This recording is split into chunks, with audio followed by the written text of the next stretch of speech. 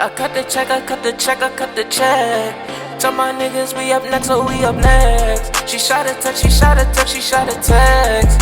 Kill the I might put the different day, put a nigga on that same shit.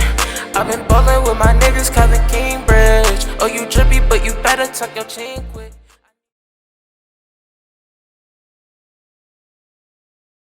What's up, y'all? We back with the top 10 players at each position list.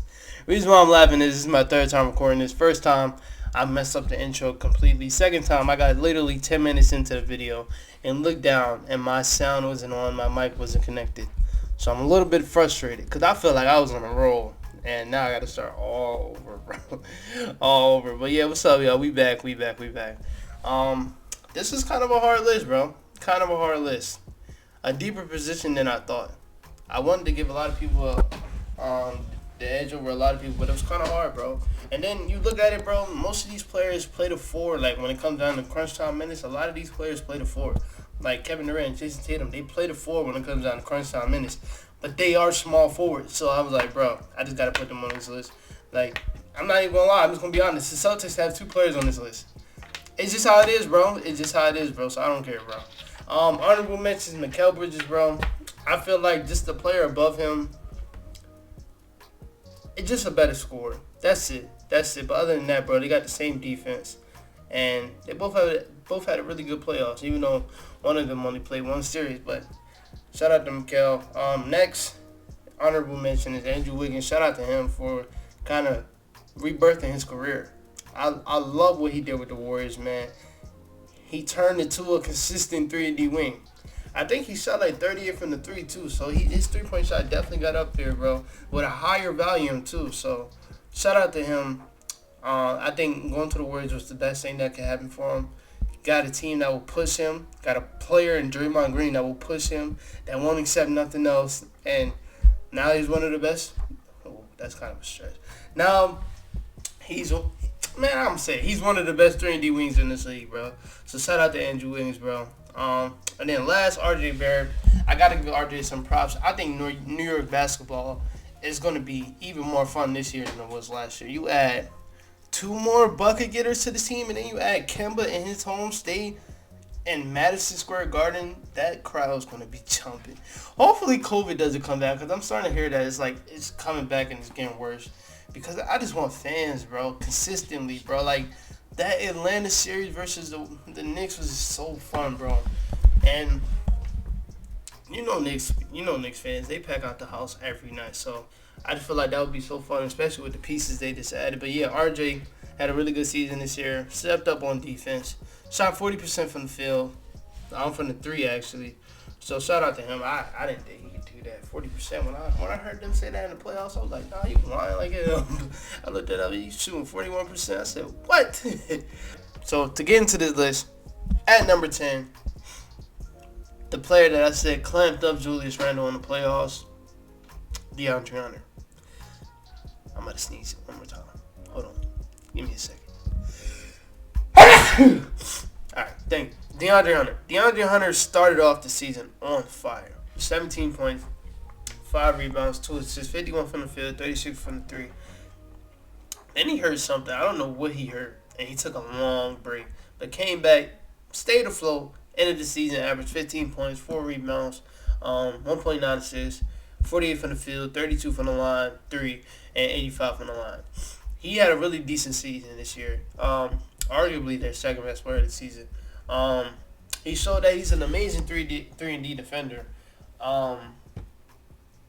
I love what he did as far as his offensive game this season. I didn't think he was going to be able to tap into his offensive game this early in his career. A lot of people saying this when he came out of Virginia. It was going to take a little bit of time for him to really get in the groove, especially as a scorer. Everybody knew as soon as he came in the league, he was going to be a decent defender. But as a scorer, bro, he turned up this season, bro.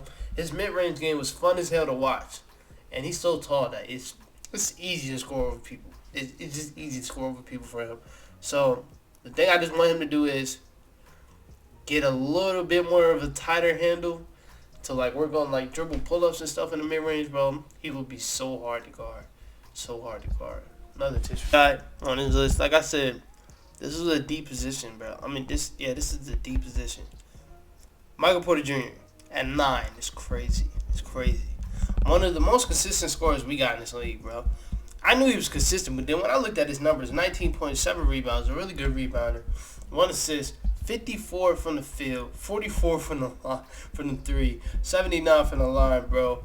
Consistent as hell, bro. Consistent as hell, bro. I've been trying to tell y'all. MPJ is the second best player on this team, bro.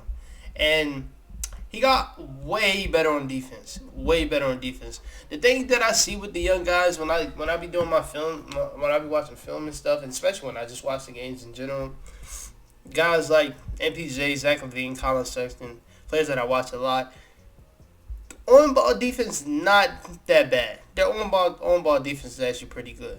But when it comes to off-ball, that be kicking their ass, bro. I don't know what it is. I guess you just get so focused on your man, you don't realize stuff behind you. I don't know.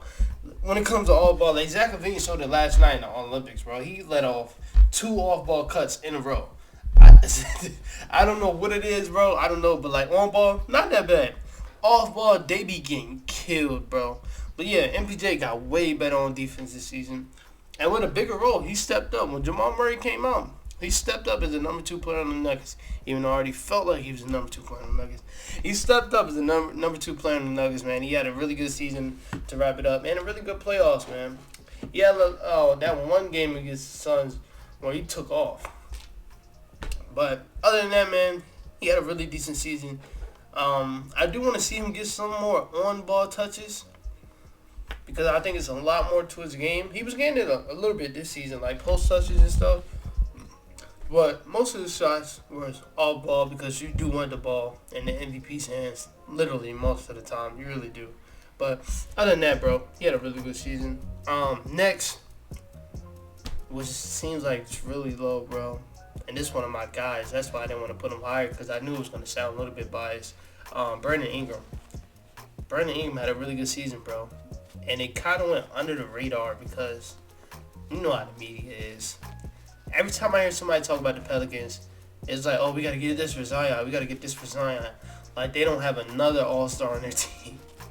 It's so crazy, bro. He just gets pushed to the back burner so easily. And then it's not just about the media, but his team, bro. They let Zion have the ball literally all the time. There's nothing wrong with that. There's nothing wrong with that. I'm saying, like, that point Zion shit, that took away from B.I.'s game a lot. He kind of took a step on the back burner this season. I've seen multiple times this season that Steve or Stan Van Gundy, one of those, I forgot, would draw up a game-winning shot for Eric Bledsoe. He did that against the Knicks when it was in Madison Square Garden. He drew up a game-winning shot for Eric Bledsoe. When you have one of the best bucket getters on this team, in the league, and you draw up a game-winning shot for Eric Bledsoe, B.I. was just getting disrespected all year round from everybody, bro. And even while doing that, he had probably an even better season than he had last year. 24 points, 4.9 rebounds, 4.9 assists, 46 from the field. I think he had a better season than he had this year than last year, bro. While taking a taking a step on the back burner, something like that. However they say that term. The thing I loved about it is his playmaking got extremely better, though. When he did have the ball, his playmaking got extremely better. One of the best 3-level scorers we have in this league. And I could say his defense even got better this season, too. Same thing I just said with MPJ, though. The on-ball defense, great. He can slide with anybody. His feet's quick. Off-ball defense, kicked his ass. It did, bro. It did. But other than that, man, B.I. just had an amazing season. I kind of want him to get out of Portland. The Pelicans. I wanted him to get out of New Orleans. I really want that, bro. I want everybody to. I say this all the time. I'm so happy Lonzo's on the Bulls. I want Zion to get out of the Pelicans. Nikhil, I want you to get out of there. B.I. When Brandon Ingram signed that deal last year, I was like, God damn, bro. Damn. And now you just seen he was in a rumor with the Heat a couple weeks ago. That's obviously not going to happen. But hopefully he gets traded next season. Especially when they don't make the playoffs. Because they're not. I don't care what moves they made this season. They're not making the playoffs. That Mike D'Antoni move was a big deal, though. I'm not going to lie. They're not making the playoffs.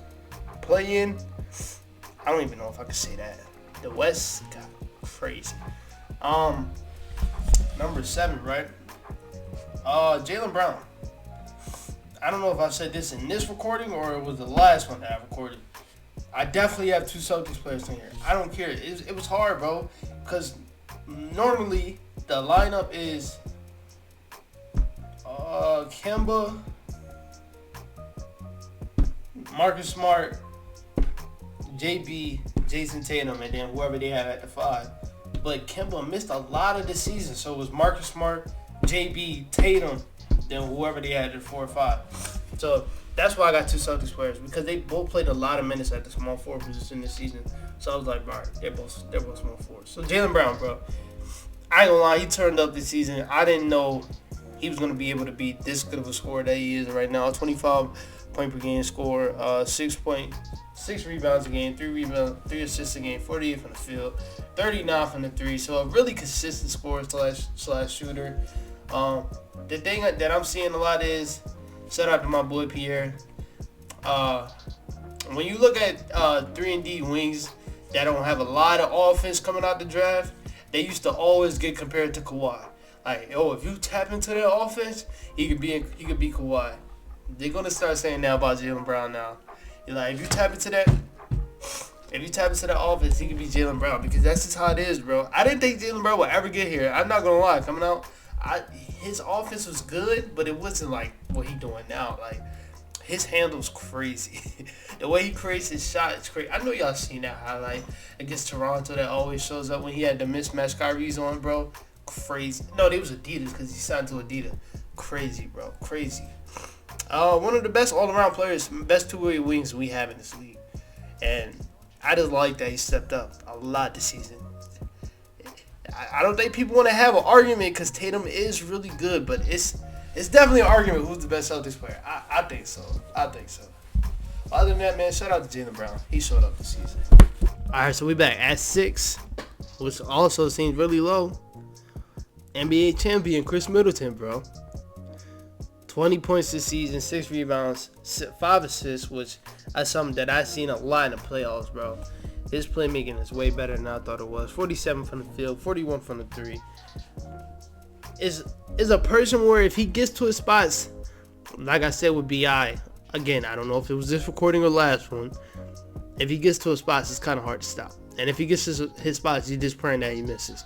He showed that a lot in the playoffs, especially in that Game 6 in the finals.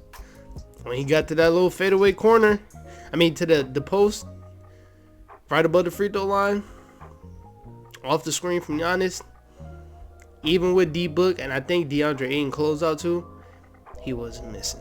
He wasn't missing that spot. He finally showed up in the playoffs, guys. That's the thing that we've been wanting from him and Giannis for the past few years. Giannis a little bit less because Giannis actually showed up in the playoffs a couple more times. But like Chris Middleton, bro, I ain't see Chris Middleton hooping in the playoffs since that shot that he made to the Celtics. That was like 2017, 2018, bro. It's been a minute since I seen him hoop in the playoffs, but he showed up this playoffs, bro. I think he had, 26 shots in the clutch that he made this whole playoffs. So shout out to him, bro.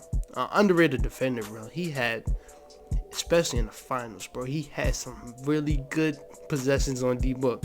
Now, D-Book just being the masterclass performer that he is, he hit them shots, but Chris was locking his shit down. Chris is a really good defender. He don't really guard that much people, though. Like, this postseason, he was really guarding like the off-ball shooters. Like, he was guarding Joe Harris for a period of time, which is hard on him because Joe Harris is running around. Then he guarded Mikal Bridges in the finals. He was guarding Bogdan in the conference finals. So he don't really guard the scorers, but when he gets switched on to him, like, you're not worried about that. Like, you don't gotta bring a double for him. Like, if he's on D-Book, like I just said. But Jrue Holiday went to the bench. He had a period of time when he was on Chris Paul. So, to me, a really underrated defender. I'm happy that he got his ring. Clutch shot maker. Really good postseason for him. I wanted to put him over the player that's above him right now because when I talk about this player, I ain't going to have that much to say. I ain't going to lie.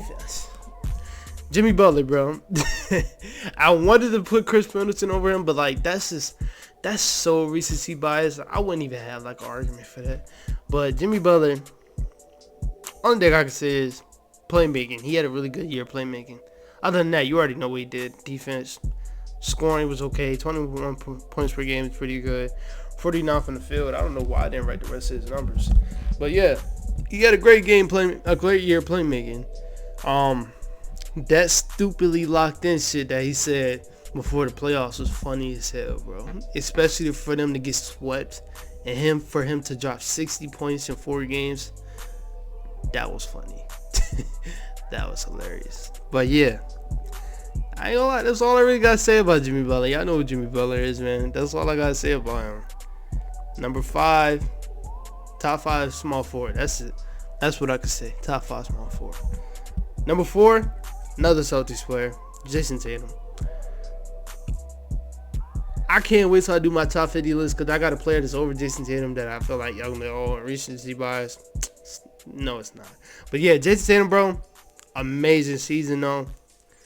26 points, 7 rebounds, 4 assists, 45 from the field, which I thought was lower than that. I thought Jason Tatum was a way more consistent player than that. Well, 45 is not bad at all. Like, I thought Jason Tatum was on like some 49% from the field type shit. 38 from the 3, 86 from the line. He had a really good season this whole season. He had a couple 50-point games, couple 40-point games. He tried to carry the Celtics against the Nets. It was so much to handle. I don't blame him. I don't blame him, bro. He did show his ass off in that series though. A decent defender. I think people overrate his defense a lot, bro. I be hearing people saying he's a really, really good defender. He's decent. The one thing I need to see from him, that I want to see from him to take the next step, a little bit more on the playmaking side. When I seen that he averaged 4 assists, I was surprised. But a little bit more on the playmaking side because I feel like he's able to do that because he creates so much attention that it's nothing for him to just draw that extra pass or just find that extra player. So a little bit more for him on the playmaking side, but I feel like, bro, I said this a long time ago, like I feel like he's going to be... I know Giannis and Luka look good. Jason Tatum could be the next best player in the next generation that's coming up when these Steph Currys and LeBrons, KDs lead the league. He could be the best player, bro. He just has it written all over him. He does. Number 3, it starts to get easy from there. Kawhi. Kawhi had a really good season. I really feel like, bro, and I'm happy. I'm not happy that he got hurt, but I'm happy that Giannis got his ring because I feel like if Kawhi didn't get hurt, they was beating the Suns at 6 or 5, and they probably would have beat the Bucks. Probably not. It would have won 7, but still. It sucks that he got hurt because I definitely would have felt like they would have had a great chance to win the championship this year. But you already know about Kawhi. Like, when it comes to these later players, there's not too much to say about them. Mid-range killer. In the playoffs, especially in that Dallas series, game 6 or 5, or I think it was 6. Yeah, it was 6 because it was that Dallas home, bro. Kawhi's bag is way deeper than I thought it was. I'm talking about the step-back threes he was hitting, the through-the-leg step-back threes he was hitting. I'm like, all right, bro. I ain't never see you do this in your life, bro. Matter of fact, after this video, I'm going to go watch that before I edit this because he was killing them. Still one of the best defenders we have in this league. I feel like people don't really care about his defense no more. Like, you know about Kawhi. There's nothing to really say about Kawhi. You know about Kawhi. You don't really have to say nothing about his defense, but he's still one of the best defenders we have in this league. Next, LeBron. Age. That's why I put him here. He's getting older. I think it's about time that we give Kevin Durant the number 1 position. I've been saying it for years, so, but still. LeBron, 25 points, 8 rebounds, 8 assists, 51 from the field, 36 from the line. Didn't play a lot this season. I think he played like 40 games this season. And then when you see him in the playoffs, he didn't have a really good playoffs. But I'm super duper excited for next season. I can't wait to see LeBron just play basketball again. It's U280. I can't wait to see them play basketball again, bro. And yeah, I'm excited, bro. You already know. There's just nothing to say about LeBron. Next, KD. Nothing to say. I think consensus best player in the world. A lot of people won't give it to Giannis. Kevin Durant's the best player in the world. It's just it. 27 points, 7 rebounds, 6 assists. I didn't know that. I thought it was like 4 or 5. 53 from the line, 45 from 3 is crazy. 53 from the field, 45 from 3 is crazy. It's crazy. With his volume of shots that he takes, crazy. Y'all seen what he did in the playoffs. Capable of carrying a team. The thing is, bro, even though he lost, bro, this is the thing. When LeBron carried the 2018 team to the finals, the teams that he beat were cool, but they weren't all that. Like, all the teams that he beat, the Celtics, the Raptors, and the Pacers, all those teams would lose to the Bucks in 7. I mean, in the series, they would. So the reason for y'all, for people, if they was to say that KD can't carry a team because he lost to that Bucks team, first of all, the Bucks teams are NBA champions, so I don't want to hear that. That's mad disrespectful. And second of all, bro, the Bucks team is good as hell, bro. Even though that series that that playoffs that LeBron had was crazy. Them teams were okay. They were kind of overrated. They was okay. Just like when he did it in 2008 or 2007. Bro, they were doing it. He was doing it against under 500 teams. So that whole carrying teams, bro, not a lot of players can do it. But you see the players that can do it. And KD did that this postseason. I'm surprised with his 2 players out that he made that thing go 7, bro. Playing all game. All game. I was seeing some people debating on TikTok. It was like, well, he was 0 for 6 in the overtime. Motherfucker played 2 games in a row where he played every single minute and was the only reason why his team was in it. So for you to harp on that time where he went 0 for 6 in the overtime, it just shows you're a hater. It shows you're a hater, bro. It just does, bro. But shout out to KD. It's not a lot that I need to say about KD. I do think he is the best player in the world. And that's it. My Power 4 list should be out Monday. Yeah, it should be out Monday. And other than that, man, that's it for that video. There's going to be a lot of editing. I had to pause a lot to blow my nose. And if I forget the edited part, you're going to have to watch me blow my nose. I'm sorry. Other than that, that's it for this video, man. Peace out. Peace out. Peace out. Turn the